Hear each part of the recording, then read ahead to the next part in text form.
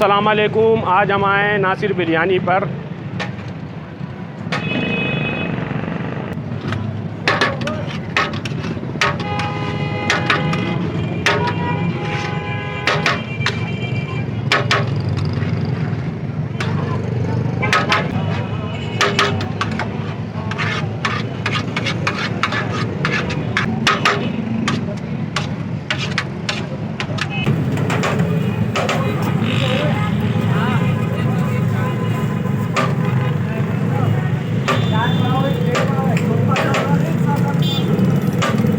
आ गई है। असल में ये बिरयानी नहीं, ये पुलाव है।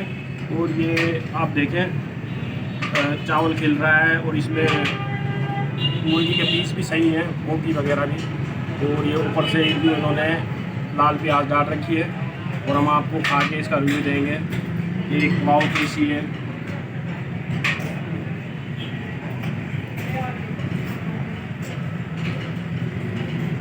नॉर्मल मसाले हैं, इतने ज़्यादा मसाले नहीं हैं। जैसे आम घर की पुलाव होती है वैसी पुलाव है, लेकिन थोड़ी सी टेस्टी है ये। और जो ये प्याज है, प्याज में मज़ा होता है। अभी हम थोड़ा सा चिकन का पीस लेंगे, उसके साथ ट्राई करेंगे।